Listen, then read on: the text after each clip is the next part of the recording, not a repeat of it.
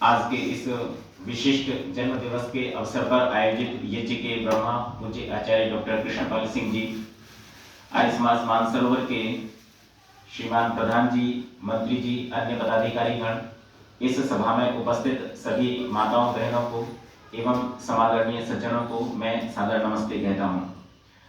आप सभी को विदित है, बड़ा ही हर्ष का विषय है कि आज आदरणीय श्रीमती सुधा मित्तल जी का जन्म दिवस है।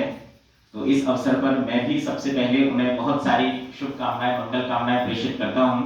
आपका जीवन यशस्वी होवे और आप बहुत सुंदर जो इस वैदिक धर्म के प्रचार प्रसार में लगी हुई हैं।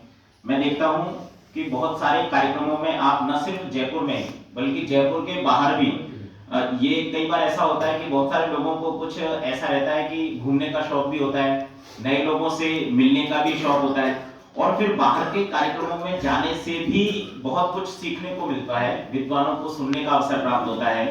तो ऐसी आपकी बहुत सुंदर प्रवृत्ति है, ये बहुत अच्छी है और मुझे बहुत अच्छी लगती है। तो आपको मैं बहुत शुभकामनाएं प्रेषित करता हूं। एक छोटी सी बात आज आपके समक्ष रखना चाहता हूं और प्रयास करूंगा कि 10 मिनट में ही अपनी बात पूरी कर सकूं। एक महर्षि हुए जिनका नाम था कणाद और उन्होंने गुरुत्वाकर्षण के सिद्धांत का प्रतिपादन किया। लेकिन हम सभी लोगों को बाद में जैसी हमारी शिक्षा व्यवस्था रही, उस व्यवस्था में ऐसा पढ़ाया गया कि एक न्यूटन नाम का वैज्ञानिक था जो कभी किसी बगीचे के नीचे बैठा हुआ था और वहां उसने एक सेब के पेड़ से सेब के फल को नीचे गिरते हुए देखा और उसके मन में ये प्रश्न आया कि ये फल जो है नीचे क्यों गिरा। जरूर कोई ना कोई एक ऐसी शक्ति विद्यमान है जो इस फल को नीचे की ओर खींच रही है। वस्तुएं बहुत सारी जो है नीचे गिरती हैं। चलिए खैर वो कोई बात नहीं है। विशेष बात यह है कि गुरुत्वाकर्षण के सिद्धांत से हम सभी परिचित हैं। लेकिन मेरा प्रश्न यह है कि फल जो है वो पेड़ से नीचे गिरा, लेकिन प्रश्न यह है कि वो फल पेड़ के ऊपर कैसे पहुंचा। आप ध्यान दीजिए, हम सभी सिर्फ इतना ही पढ़ते हैं कि एक फल ऊपर से नीचे गिरा, पृथ्वी के अंदर कोई एक ऐसी शक्ति विद्यमान है जो उस फल को या किसी वस्तु को जो ऊपर उछाली जाती है या ऊपर कहीं है उसको नीचे खींच रही है। लेकिन प्रश्न यह है कि हमने एक बीज लिया, उस बीज को कहां डाला? गड्ढे में डाला, जमीन के अंदर भूमि में दबा दिया। ऐसा भी नहीं है कि वो खुले में खाली सिर्फ ऐसे रख दिया था, उसको दबा दिया। लेकिन उसके पश्चात भी कोई ना कोई एक ऐसी शक्ति अवश्य विद्यमान है जो उस बीज में से फिर अंकुरण, एक चेतना को उत्पन्न करती है और वो उस भूमि को फोड़ करके बाहर निकलता है। और न सिर्फ बाहर निकलता है बल्कि वो फिर धीरे धीरे बढ़ते बढ़ते कितना बड़ा वृक्ष हो जाता है। हम किसी पंप की सहायता से पानी को ऊपर भेजते हैं, कितना प्रेशर लगाना पड़ता है तब पानी ऊपर जाता है। लेकिन सोचिए कि कोई वृक्ष एक खड़ा है, कोई फूल कोई उस पर जो है खिल जाता है तो कितना ऊपर जाकर के खिल जाता है। अर्थात कोई ना कोई एक ऐसी शक्ति जरूर विद्यमान है जो हमें ऊपर की ओर भी प्रेरित करती है, ऊपर की ओर भी बढ़ा रही है, ऊपर की ओर भी चढ़ा रही है। अब ये हमारा निर्णय होता है कि हम ऊपर जाना चाहते हैं या फिर ऊपर से नीचे आना चाहते हैं, ये हमारा निर्णय है। देखिए, परिस्थितियां सबके लिए कभी एक समान नहीं होती।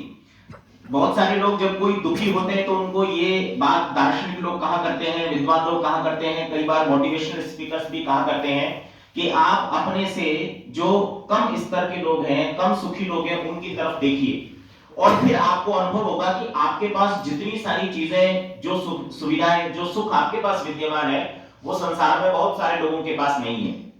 तो यहां से व्यक्ति के अंदर एक मोटिवेशनल थोड़ा सा ऐसा उसके अंदर ये विचार ऐसा बनता है कि हाँ हाँ, मुझे भी ईश्वर ने बहुत कुछ दिया है तो मुझे ऊपर की तरफ बढ़ना चाहिए। लेकिन यहां पर समझने की बात क्या है कि अलग अलग परिस्थितियों में व्यक्ति को जन्म मिलता है, लेकिन ऐसा नहीं है। ऐसे बहुत सारे उदाहरण जीवन में अपने आसपास हम देख सकते हैं और बहुत सारे इतिहास में ऐसे उदाहरण देख सकते हैं जब व्यक्ति के पास में पर्याप्त सुविधाएं नहीं थी, संसाधन नहीं थे, लेकिन फिर भी उसने अपने जीवन को उन्नत किया। बहुत बार ऐसा होता है कि कोई बालक किसी गरीब घर में जन्म लेता है, लेकिन अपनी मेहनत से, अपने पुरुषार्थ से, अपनी पढ़ाई लिखाई करके वो एक अच्छे स्तर पर आगे निकल जाता है। हालांकि हम हर जगह एक ही पैमाना ये मान करके चलते हैं कि जहां पर धन जिसने ज्यादा कमा लिया बस उसी का स्तर अच्छा हो गया। लेकिन इसको ऐसे न लेकर के ये देखें कि कई बार व्यक्ति बहुत अच्छी जगह पर पहुंच जाता है। जैसा आरिसमास मानसरोवर का भी अच्छा इतिहास है कि कई सारे पौराणिक लोग यहाँ पर जो पौराणिक विचारधारा को रखते थे, समाज में आए, ऋषि के सिद्धांत को देखा, यज्ञ को देखा, यज्ञ से जुड़े, तो उनकी मान्यताएं धीरे धीरे करके बदल गई और उन्होंने वैदिक धर्म को बिल्कुल अच्छे से, जो हमारी ऋषियों की पद्धति है, उसको अपना लिया। तो अब यहाँ पर जो बात है वो समझने की ये है कि व्यक्ति के अंदर ऐसा कौन सा गुरुत्वाकर्षण है जो उसको आगे बढ़ने नहीं देता है। इतनी बात तो बहुत सामान्य है कि गुरुत्वाकर्षण का सिद्धांत क्या रहा और कैसे ऊपर से नीचे पहुंचे, लेकिन मैंने आपसे कहा कि ये हमारा निर्णय होता है कि हम नीचे से ऊपर कैसे बढ़े। ऊपर से नीचे आना तो बहुत सरल है। कोई व्यक्ति बहुत अधिक पैसे वाला हो, बिजनेस में किसी भी कारण से घाटा हो जाए, कुछ नहीं हो जाए, तो कोई भी एक बुराई अपना ले। शराब पीने लग जाए तो भी बिजनेस चौपट कर सकता है, जुआ खेलने लग जाए तो भी चौपट कर सकता है। ऊपर से नीचे आना बड़ा सरल है, लेकिन नीचे से ऊपर जाना बड़ा कठिन है। तो यहाँ पर जो मैं आपसे कहना चाहता हूं वो बस इतनी सी बात है कि हमें सिर्फ ये समझ लेना है कि हमारे जीवन में वो ऐसा गुरुत्वाकर्षण बल कौन सा है जो हमें ऊपर बढ़ने नहीं देता है। बस इतनी सी बात ही आज के कहने का तात्पर्य है। व्यक्ति के अंदर सिर्फ एक ही बल ऐसा है जो उसे हमेशा नीचे की ओर खींचता है और उस बल का नाम है अहंकार। बहुत सुंदर अभी काव्य पाठ इन्होंने किया था आदरणीय बहन जी ने, और उन्होंने कितनी सुंदर बात कही थी कि जैसे सुधा जी का आज जन्मदिवस है तो ये अहंकार नहीं रखती हैं, निराभिमान रखती है, इनके पास अभिमान बिल्कुल भी नहीं है। तो बात यह है कि यदि व्यक्ति के अंदर कहीं पर भी थोड़ा सा भी, छोटा सा भी अहंकार का बीज यदि उत्पन्न हो जाएगा तो वो फिर उसको ऊपर किसी भी स्थिति में नहीं जाने देगा। अहंकार किसी भी चीज से हो सकता है। कई बार ऐसे उदाहरण देखने में आते हैं कि किसी विद्यार्थी ने 10वीं कक्षा में बहुत अच्छे नंबर ला करके टॉप किया, लेकिन उसके बाद जब वो 12वीं कक्षा में आता है, बोर्ड का एग्जाम देता है, तो फिर वो बड़ी मुश्किल से या तो पास हो रहा है या फिर सिर्फ फर्स्ट डिवीजन के आसपास ही रह गया। तो कहीं ना कहीं वहां पर क्या होता है कि व्यक्ति के मन में ये वो अवस्था है जब अहंकार का जन्म होने लग जाता है। उससे पहले तो व्यक्ति फिर भी जो बालक होता है ना, उसके अंदर ऐसा कोई राग और द्वेष बहुत अधिक नहीं होता है, लेकिन इस अवस्था को आप देख सकते हैं किशोर अवस्था के आसपास जब वो 14-15 वर्ष का होता है तब से उसके अंदर ऐसे बीज उत्पन्न होने लग जाते हैं। और अधिकतर जो युवा लोग होते हैं जिनकी अवस्था जो है वो 30, 40, 45 तक होती है, तो उन्हें शरीर के बल का भी बड़ा अभिमान होता है। कोई व्यक्ति जल्दी से ये देख करके समझ ही नहीं पाता है कि किसी 80 वर्ष की मेरी भी अवस्था कभी ऐसी हो जाएगी। ये बहुत मुश्किल बात होती है। जब व्यक्ति के अंदर शरीर में बल है तो उसको ये लगेगा ही नहीं कि मेरा शरीर कभी निर्बल हो जाएगा, लेकिन ऐसी बातों का जो व्यक्ति चिंतन करता है उसके अंदर अहंकार नहीं होता है।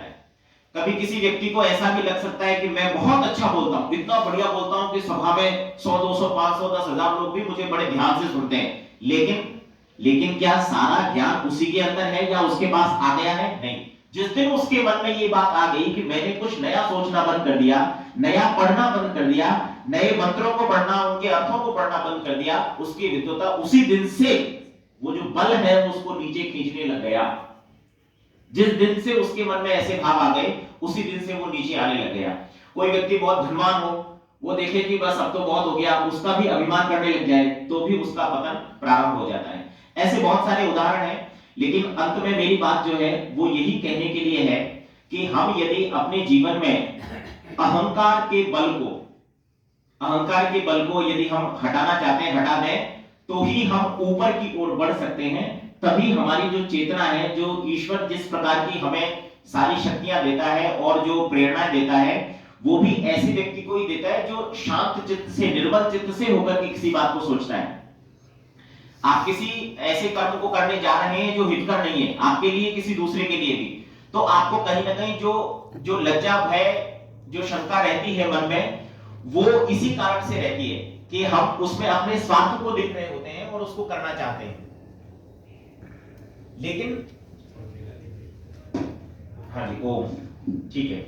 तो कहने का तात्पर्य यह है कि हम अपने अहंकार रूपी जो बल है उससे हम ऊपर यदि उठेंगे और उसको यदि हम नष्ट करके रखेंगे तो ही हम ऊपर की ओर बढ़ेंगे। ईश्वर हमें सदैव यही प्रेरणा करता रहता है कि हमें अपने जीवन में उत्तरोत्तर आगे बढ़ना चाहिए। हम अपने जीवन में जितने अच्छे धार्मिक कार्यों को करते रहेंगे उतनी हमारी कीर्ति बढ़ती रहेगी।